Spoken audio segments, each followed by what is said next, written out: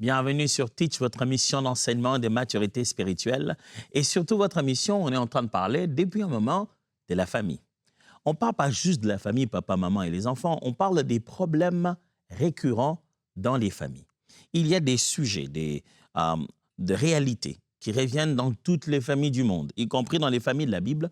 Tiens, c'est pour ça que dans la Bible, on y trouve des réponses à ces problèmes-là. Ou du moins, on trouve des principes clairs qui exposent et résolvent ces types de problèmes.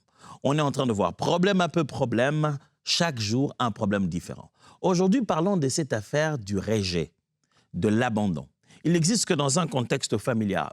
On est né de parents, père, même père, les frères et sœurs. On vit dans une famille, mais pourtant on se sent abandonné. On se sent rejeté, mis de côté.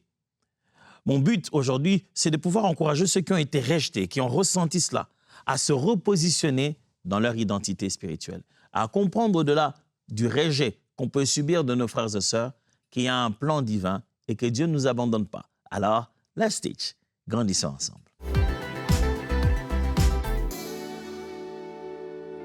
Dans une famille, quel qu'en soit le nombre, combien de frères et sœurs on a, parents, quelle que soit la distance, que certains vivent ici et d'autres là-bas, mais tant qu'on est conscient d'être une seule et unique famille, il arrive malheureusement un phénomène, celui de se sentir rejeté. D'avoir l'impression de ne pas appartenir au groupe. D'avoir l'impression que on n'a pas droit au chapitre, qu'on a été mis à l'écart. D'avoir l'impression que tant qu'on n'a pas accompli un certain nombre de choses, on ne fait pas partie de leur groupe. Soit c'est une identification liée aux études, parce que toi, tu n'es pas allé loin dans tes études, tu ne fais pas vraiment partie de la famille.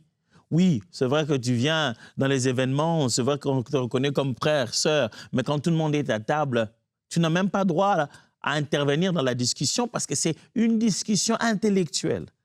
Pas parce que tu n'as rien à dire, mais parce qu'ils te font taire. Ou peut-être que parce que tu n'es pas encore marié, ce sont ceux qui viennent avec leurs enfants qui sont le plus aimés dans la famille. Ou peut-être parce que tu n'as pas encore un travail, ce sont ceux qui vont quelque part, qui ont fait quelque chose de leur vie, qui eux ont droit au chapitre. Tout le monde sait que tu es une catégorie à part, une catégorie des perdants. Ou alors peut-être parce que tu as choisi un domaine qui n'est pas aimé dans la famille, un domaine pour lequel la famille a une conviction contraire. Et tu es donc la brebis galeuse. On te considère comme l'erreur de la famille, la marge d'erreur de la famille. Même tes parents te le disent, ils disent, toi, tu es mon plus grand regret. Je vous assure que ça fait mal. Ça fait très, très mal. Surtout parce que c'est dans notre famille, que ce soit la famille biologique ou des fois même dans les familles spirituelles. Tu es là, dans cette église-là, dans cette équipe, mais tout le monde te fait sentir que toi, tu dirais que tu n'es pas notre ADN. On dirait que toi, même l'homme de Dieu finit par te le dire. On dirait que toi, je ne te sens pas. Ça fait bizarre. Dans la famille, il est possible de subir le rejet. D'avoir l'impression qu'un système s'est établi et on ne t'a pas incorporé à l'intérieur. D'avoir l'impression que vous fonctionnez tous, mais vous n'êtes pas vraiment de la même équipe, quoi. Et tu as des fois envie de dire, est-ce que moi, je suis vraiment membre de cette famille? C'est là que tout le monde fait de manière hypocrite. Oui, mais qu'est-ce que tu penses? Pourquoi tu peux avoir des idées pareilles? C'est toujours toi qui as des idées pareilles. Même en essayant de te redresser, ils te rejettent davantage. Il n'y a que toi qui penses comme ça, vraiment, je ne sais pas qu'est-ce qui ne va pas chez toi. J'ai 5 choses à vous dire, comme d'habitude. La première des choses, c'est que Dieu recueille les rejetés. Ça veut dire lorsque les hommes vous rejettent, si vous ressentez avoir été bouté dehors, éloigné, mis à distance, séparé des autres, sachez que là où on vous jette là, c'est entre les mains du Seigneur. Dieu, lui, il a toujours un plan pour les rejeter. Il n'attend pas que tu sois rejeté pour qu'il ait un plan pour toi. Il a justement un plan pour toi, même quand on t'aurait rejeté par les hommes, son plan, lui, continue à fonctionner. Il était où, Dieu? Il aurait tout fait qu'on ne puisse pas me rejeter. Il attend seulement qu'on me rejette pour qu'il me prenne. Non, non, non. Il a un plan pour toi qui fait que même quand tu aurais été rejeté, son plan à lui continuera à fonctionner pour toi. J'ai une bonne nouvelle.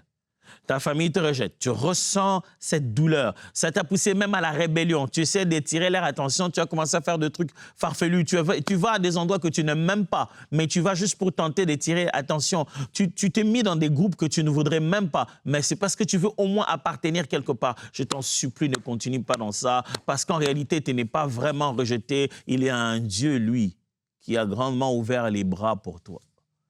Jésus sait te recueillir. Mais je ne le vois pas. Est-ce que Jésus, lui, il va m'appeler le soir quand je suis fatigué? Jésus, lui, il va venir me laisser un cadeau de Noël? Qu'on t'appelle quand tu es fatigué, que tu aies besoin de cadeaux de Noël, que tout ça, ce sont des sentiments, des émotions que tu tentes de combler à l'intérieur de toi. Figure-toi que celui qui t'a créé et qui a placé ce genre de besoin sait comment le combler par lui seul. Gloire soit rendue au Seigneur du fait que par sa seule présence, il peut panser les blessures de nos cœurs et nous apporter une guérison permanente. Dieu recueille ceux qui sont rejetés. Psaume 27, verset 10 le dit. « Car mon père et ma mère m'abandonnent, mais l'Éternel me recueillera. » Waouh! Ouf! C'est une réalisation très difficile de la part d'un être humain que de se dire « mon père, ma mère m'abandonne. » Il faut accepter ça. Mon père, ma mère m'a abandonné. Après, c'est eux qui ont désiré mon existence, c'est eux qui ont voulu que je vienne. Un bon matin, décider de m'abandonner. Même ça, si ça arrivait, sache une chose, l'Éternel te recueillera. Le psaume 147 dit au verset 2, « L'Éternel a rebâti Jérusalem, il rassemble les exilés d'Israël. » Dieu donne une promesse à sa nation, il dit, « Écoute, je suis en train de rebâtir mon peuple. Même vous qui avez été exilés, jetés loin, rejetés, je veux vous récupérer. » La deuxième vérité à savoir, au sujet du rejet et de l'abandon dans une famille, c'est que Dieu élève ce que les hommes méprisent. Il faut que tu le saches. Toi qui te sens abandonné, rejeté, toi qu'on a l'impression que tu n'as pas développé les compétences nécessaires à la réussite de la vie, tu es donc l'échec par excellence. Tu es celui dont tout le monde dit « faites pas comme lui, faites pas comme lui, vous voyez comment il est, hein? Faites pas comme lui ». Tout le monde fait de son mieux pour ne pas devenir comme toi. Et tu te dis « je sers à quoi en fait? Je deviens le mauvais exemple. » Je ne veux pas te donner des faux espoirs et te donner l'impression juste de faire nourrir d'une pilule juste pour te calmer. Je n'essaie pas de te calmer, j'essaie de te dire la vérité. La vérité, c'est que Dieu élève ce que les hommes méprisent. Dieu peut prendre celui que tout le monde s'est dit, il sert à quoi? Il ne vaut rien. Et Dieu se servir de lui pour montrer sa valeur. En fait, Dieu aime ces cas-là parce qu'en fait, tout le monde verra que ce n'était ni par la force, ni par la puissance, ni par ses simples capacités. Tout le monde se dira, comment lui qui n'a pas eu ça, qui n'a pas eu ça, qui n'a pas eu ça, comment lui est-il devenu ce qu'il est devenu? Regardez comment Jésus sélectionne les disciples. Il ne va pas prendre parmi les meilleurs, les grands, les érudits nécessairement dans la société. Des hommes du peuple, des pêcheurs. Il va prendre des gens du peuple, comme ça, des commerçants. Et c'est eux qui l'utilisent. J'aime comme Paul dit, Dieu prend des choses viles pour confondre les sages. Dieu peut utiliser et Dieu aime utiliser ce que les hommes ont méprisé. Ce que les hommes ont dit, OK, ça va à la poubelle, lui, ça ne sert à rien. Vous l'appelez pourquoi? Vous voulez qu'il vienne? Ah, moi, je ne supporterai pas sa présence. J'ai jamais envie de loser comme ça. Et en plus, quand on commence à utiliser des termes, tu es caricaturé. Tu te sens complètement rejeté de la famille. Et personne ne s'occupe de ton cas. Tu t'es déjà plaint plusieurs fois. Pourquoi on a trouvé une solution pour lui? Pourquoi on a trouvé une solution? Pourquoi on ne trouve pas de solution pour moi? Ah, toi, ça n'a jamais marché. C'est abîmer de l'argent. C'est dépenser inutilement son argent à essayer d'investir en toi. Toi, ça ne marchera pas dans tous les cas. Ils ont même prononcé la parole sur ton avenir. Ils ont même déjà décidé sur comment tu vas finir. Mais Dieu, lui, il sait te prendre de la poussière et t'élever au milieu des grands. 1 Samuel chapitre 16, versets 11 à 13, la Bible dit, Samuel dit à Isaïe, sont cela tous tes fils? Il répondit, il reste encore le plus jeune, mais il fait paître les brebis. Alors Samuel dit à Isaïe, envoie le chercher, car nous ne nous placerons pas avant qu'il ne soit venu ici. Isaïe l'envoya chercher. Or, il était blond, avec des beaux yeux et une belle figure. L'Éternel dit à Samuel, lève-toi, oins-le, car c'est lui. Samuel prit la corne d'huile et l'oignit au milieu des frères. L'Esprit de l'Éternel saisit David. Et à partir de ce jour et dans la suite, Samuel se leva et s'en alla à Rama. Quelle belle histoire. Vous savez, il y a des gens qu'on n'a même pas constaté leur beauté jusqu'à ce que le jour arrive où l'Éternel veut les oindre. David était là, le plus jeune. On lui a donné le travail qu'on donne aux plus jeunes. Va t'ennuyer là-bas à garder les brebis. Mais là, l'Éternel l'a vu. L'Éternel aurait pu envoyer Samuel pour qu'il aille le oindre là-bas, là où il était berger, là-bas, là où il se trouvait dans la bergerie. Dieu l'a fait. Élie est allé, les jours, il a posé les gestes de choix prophétique d'Élisée. Élisée était seul là-bas. Il a posé l'acte et lui, il est rentré chez lui pour aller dire au revoir aussi, à sa famille. Dieu aurait pu donc envoyer le prophète aller rencontrer David directement au champ. Mais là, il choisit de l'envoyer dans la famille de David. Il valorise David. Il aurait pu commencer à dire directement à Samuel, c'est le plus jeune. Mais il laisse faire. Samuel fait passer le premier. Le deuxième, il dit au père de David, non, le Seigneur n'a pas choisi tout ceci, il les a rejetés, ce n'est pas eux. Est-ce que là, tes enfants sont finis? Tu t'imagines? Il y a réunion de famille, un prophète vient de loin, de la part de Dieu, cherché parmi les frères, l'un d'entre eux aurait pu être le choix de Dieu. À ce jour-là, on cherche les hommes. Et toi, on ne t'a pas caché parce que tu es une femme. Non, parce que tu es un homme qu'on ne considère pas pouvoir être la possibilité de ce choix divin. Et il arrive, la Bible le décrit, il est beau, il arrive, et l'homme de Dieu se lève, le Seigneur dit, c'est lui, oins-le, devant ses frères, devant tout le monde, devant tous ceux qui étaient normalement dignes de pareilles choses. Oh, quand le Seigneur décide de te faire du bien et de montrer que tu es son choix, vous savez, il appelle en réunion même les gens qui t'ont méprisé. Ne tente pas de te venger. Le jour où Dieu voudra t'honorer, il te vengera lui-même. Le jour où Dieu veut faire briller la particularité de ta grâce, le jour où Dieu veut montrer qu'il récupère ce que le monde a rejeté, il sait organiser un meilleur scénario que ta vengeance à toi. 1 Corinthiens chapitre 1, verset 28, la Bible dit, « Et Dieu a choisi les choses viles du monde et celles qu'on méprise, celles qui ne sont point, pour réduire à néant celles qui sont. » Dieu a choisi. Dieu lui-même s'est dit, qu'est-ce que je vais utiliser? Ce que le monde utilise. Non, ce qu'ils utilisent déjà, ce qu'ils considèrent déjà, ça ne sert à rien parce qu'ils vont dire qu'ils sont d'une certaine manière, ils sont solution à leurs propres problèmes. Ils risquent de juste dire, il en allait de soi, on pouvait voir, il était déjà bon. Je vais aller choisir celui que le monde n'a pas choisi. Oh, gloire à Dieu qui nous a choisis pendant qu'on n'était pas même appelé à la liste. On n'était même pas sur la liste de ceux qu'on devait reconnaître, ni par âge, ni par compétence, ni par grâce, ni par talent. Seulement, sa faveur à lui a décidé. Dieu s'est unilatéralement décidé de faire de quelqu'un qui était n'importe qui, d'être capable de faire avec lui n'importe quoi. C'est que personne ne pouvait imaginer qu'il pouvait devenir. Gloire à ce Dieu qui choisit ce qu'on met au bout de la liste et qui en fait des grands et des héros. Gloire à Dieu qui considère que ceux que la famille a rejetés, lui, il peut le récupérer. J'aime ce qui se passe avec Jephthé. Toute la famille s'est dit non, ça, lui c'est un bâtard, c'est le fils d'une concubine, je ne sais pas moi. Il n'a pas droit d'héritage dans la famille, on les chasse. Les jours où ça chauffe, la guerre, on s'est dit, il faut aller le chercher. Il n'y a que lui pour être notre solution.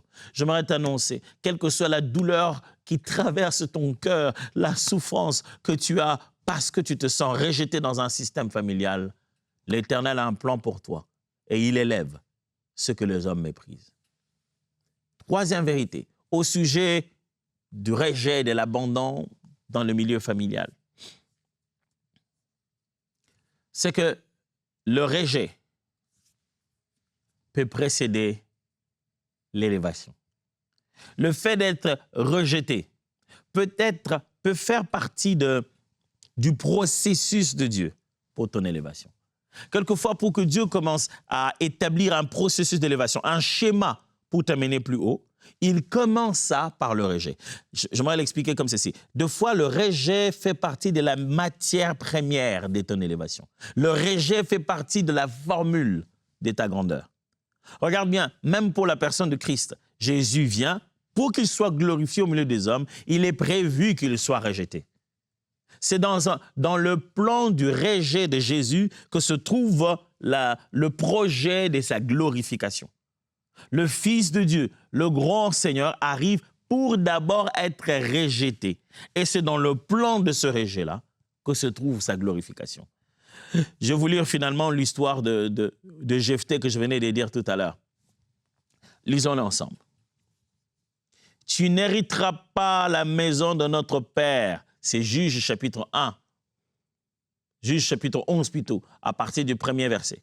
« Tu n'hériteras pas la maison de notre Père, car tu es fils d'une autre femme. » Et Jephthé s'enfuit loin de ses frères, et il habita dans le pays de Tob. Des gens de rien se rassemblèrent auprès de Jephthé, et ils faisaient avec lui des excursions. Quelque temps après, les fils d'Ammon firent la guerre à Israël. Et comme les fils d'Ammon faisaient la guerre à Israël, les anciens de Galaad allèrent chercher Jephthé au pays de Tob. Ils dirent à Jephthé, « Viens, tu seras notre chef, et nous combattrons les fils d'Ammon. » Jephthé répondit aux anciens de Galaad, « N'avez-vous pas eu de la haine pour moi, et n'avez-vous pas chassé de la maison de mon père?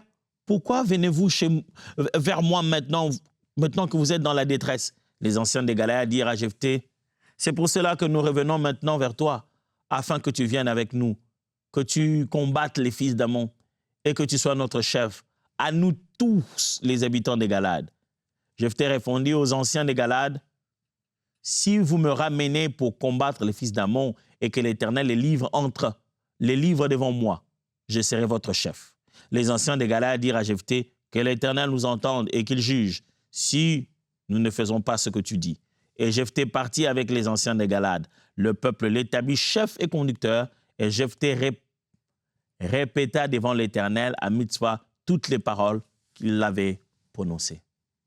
Voyez-vous cela? Jephthé est dans une situation où on a commencé d'abord par le rejeter. « Ah non, tu n'hériteras pas à la maison de notre père. Toi, tu es un bâtard. » Vous savez, quand les gens nous rejettent,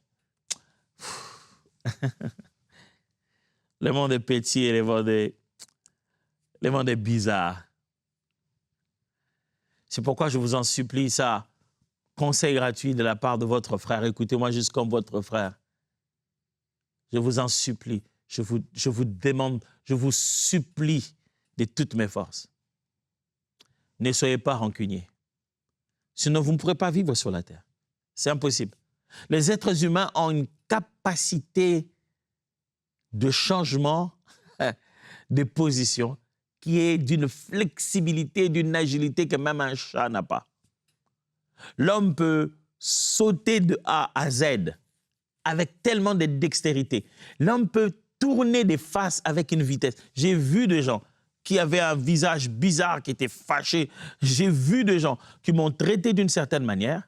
À la seconde qui a suivi, lorsqu'ils ont juste vu le Seigneur changer quelque chose, ils se sont juste rendus compte qu'il est possible que je sois en meilleure position qu'ils le pensaient. Le visage a changé comme si c'était une intelligence artificielle qui changeait les visages. Donc, quelqu'un qui était là, te dédaignant, à la seconde, c'est parti de là, il a changé, ses muscles se sont détendus et un sourire en est même sorti. Oh, c'est vrai. J'ai envie de dire, mais quel comédien! Les hommes sont comme ça, des comédiens, les êtres humains. Ils étaient là en train de dire, non, pas toi, pas toi. Quand ils se rendent compte, finalement, on a besoin de lui. Il faut qu'on aille le chercher. Ils viennent en souriant. Ils viennent même en saluant avec honneur. Ah, toi, notre frère. Écoutez-moi, frères et sœurs, le rejet Le rejet que vous vivez, l'abandon que vous ressentez peut juste être un ingrédient que Dieu va utiliser pour préparer votre élévation. Vous vous sentez rejeté? Ça veut dire que bientôt vous allez être élevé. Genèse chapitre 50, verset 20 dit, « Vous aviez projeté de me faire du mal. Dieu l'a changé en bien pour accomplir ce qui arrive aujourd'hui, pour sauver la vie à un peuple nombreux. » Ça, c'est Joseph qui dit à ses frères, votre plan, vous, c'était me faire du mal. Si je disparaissais, ça n'allait rien vous faire. Pour vous, d'ailleurs, j'étais mort déjà. Mais Dieu a pris ça et l'a transformé en un plan pour sauver un peuple nombreux. C'est ça l'attitude que vous devez avoir dans la vie. Parce que si vous gardez la rancune dans votre cœur, vous détruirez la famille. Dieu a choisi Joseph, pas parce qu'il était le meilleur, mais parce qu'il a vu dans son cœur la capacité à supporter le rejet et à comprendre avec le temps la leçon que Dieu lui apprend, que le rejet et l'abandon de sa famille fait partie d'un plan pour le positionner de la manière dont il pourra les aider tous demain. Il est possible que toi, on te rejette aujourd'hui parce qu'on essaie de t'envoyer en Égypte, là où tout le monde viendra demain. Je vais le répéter. Il est possible que le rejet que tu sens aujourd'hui, tout le monde te chasse de la maison. C'est parce que tout le monde, un jour, aura besoin de venir en Égypte, là où toi tu vas. Alors, prépare-toi et prépare ton cœur à ne jamais garder de la douleur et de l'amertume. Parce qu'un jour, tout le monde viendra là où tu es. Et si tu avais encore un cœur de vengeance, tu vas massacrer les gens.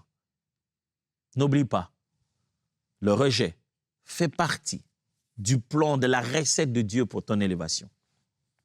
Quatrièmement, Dieu guérit l'amertume par l'amour.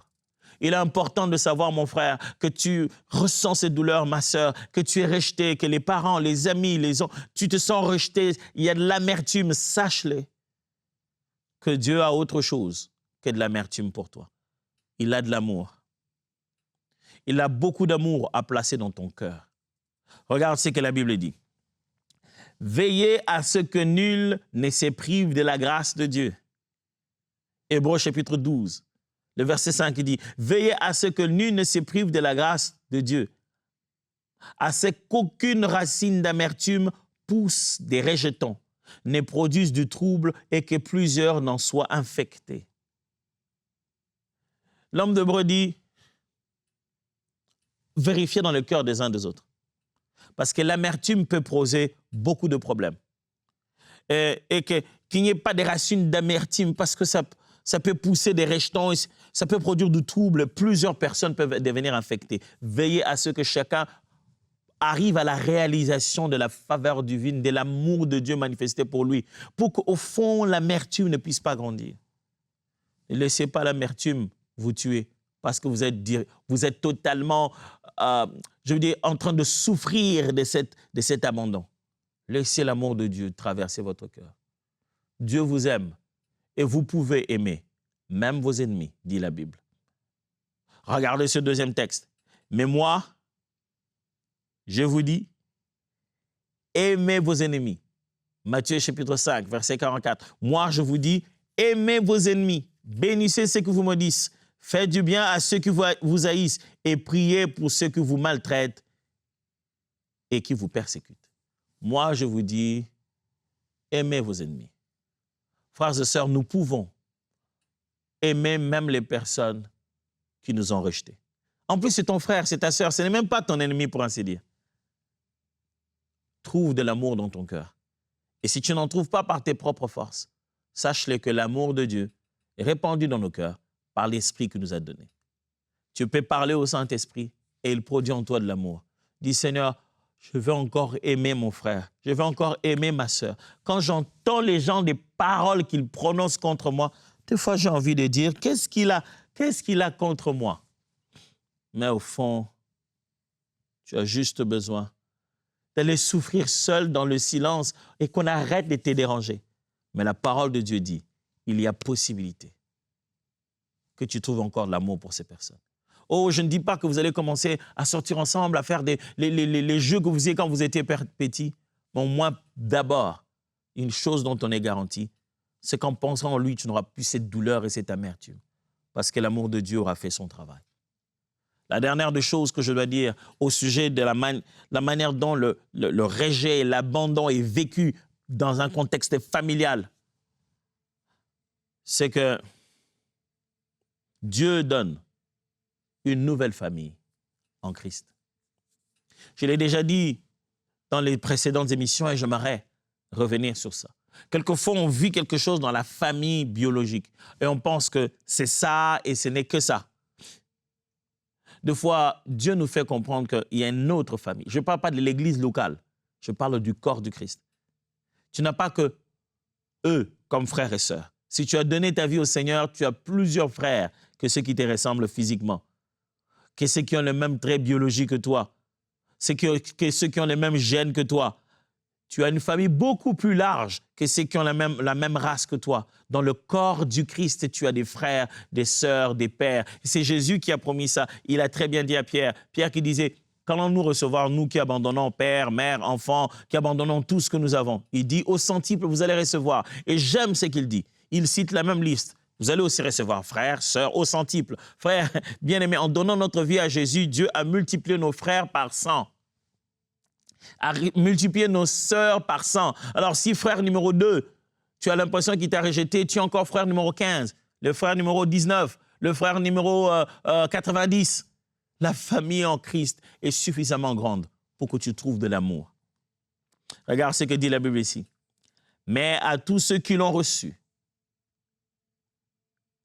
Jean chapitre 1, verset 12, à tous ceux qui l'ont reçu, à ceux qui croient en son nom, elle a donné le pouvoir de devenir enfant de Dieu. Elle a donné le pouvoir de devenir enfant de Dieu. Je suis tellement habitué à citer les restes que je t'entends me dire, où est passé le reste? Frères et sœurs, quand nous devenons enfants de Dieu, c'est une grande famille. Nous venons de naître dans une nouvelle famille. Il n'y a pas que ton père, il n'y a pas que ta mère, il n'y a pas que ta sœur, il n'y a pas que ton oncle. Il y a aussi des parfaits inconnus qui sont nés ailleurs, qui ont vécu ailleurs, mais que le Seigneur a transformés en frères et sœurs pour toi et moi. Ne te limite pas seulement à avoir l'impression que tu vis dans un cadre qui t'est de soi.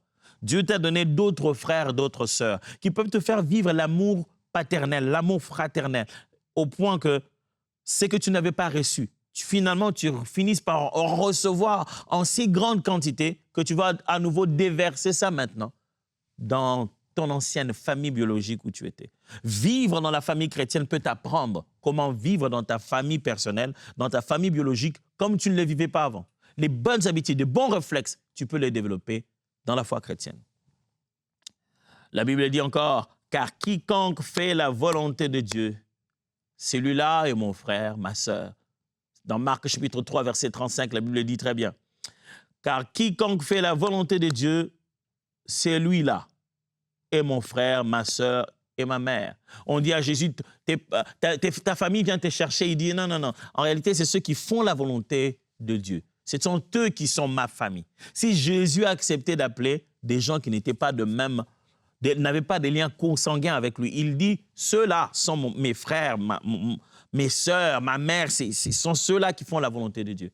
Il en est de même pour nous aussi. Vous sentez-vous rejeté? Je vais prier avec vous. Abba, mon frère, ma sœur, a l'impression d'être dans une famille dans laquelle il n'est simplement pas censé être. Il ne compte plus. Dans la liste, on ne le considère pas. Tout le lui dit, que ce soit de façon directe ou indirecte, tout lui dit qu'il n'est pas le bienvenu.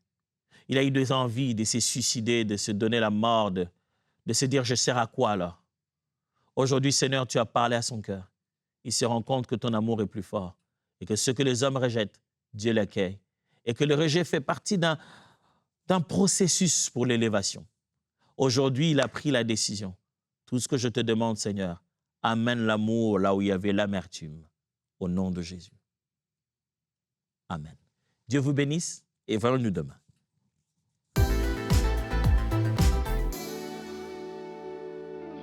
Bonsoir, prière inspirée. Je m'appelle Nadine, je veux témoigner pour l'alliance de l'Éternel dans ma vie. J'étais malade, je souffrais de la gastrite et j'ai commencé à prier avec Jérémie. J'ai suivi des prières de temps en temps Et puis à un moment, je me sentais pas du tout bien. Je sentais, on dirait, je voulais mourir. Et puis j'avais la dépression. J'avais tellement trop de problèmes dans ma vie. Et j'ai commencé à prier avec lui. Par après, j'ai réussi ma délivrance. J'ai dit à Dieu de me guérir, de me donner la santé. Et voilà, aujourd'hui, je peux dire merci à Dieu parce que je suis guérie. Je ne souffre plus de la gastrite. Je peux tout manger et puis voilà. Merci Seigneur. Le psalmiste dit, oui, l'Éternel a fait pour nous de grandes choses. C'est ce que Dieu fait encore aujourd'hui à travers les émissions de MCI TV et on est tellement reconnaissant de la vie de cette personne qui a été impactée par le Seigneur Jésus-Christ. Dans les évangiles, il est écrit que la réputation de Jésus se répandait de plus en plus alors qu'il guérissait, qu'il délivrait et qu'il faisait du bien autour de lui. Encore aujourd'hui, à travers le magnifique ministère de MCI, le Seigneur Jésus-Christ manifeste sa puissance, son autorité, son amour, sa provision et des personnes partout dans le monde sont touchées avec MCI. Si c'est possible, si cette personne a été touchée à travers une émission de MCI TV, c'est parce que des frères et des sœurs tels que toi ont soutenu l'œuvre de Dieu. Alors je veux t'encourager à ne pas rester à l'écart, de côté, mais à pouvoir faire partie intégrante de ce que le Seigneur fait encore aujourd'hui en soutenant l'œuvre EMCI. Tu peux aller dès maintenant sur emcitv.com/don, devenir partenaire avec cette grande vision du Seigneur afin que la réputation de Jésus se répande encore aujourd'hui. Que Dieu te bénisse. Dès maintenant, rejoignez la famille des partenaires qui donnent pour voir des vies transformées partout dans la francophonie. Pour faire votre don, rendez-vous sur emcitv.com/don.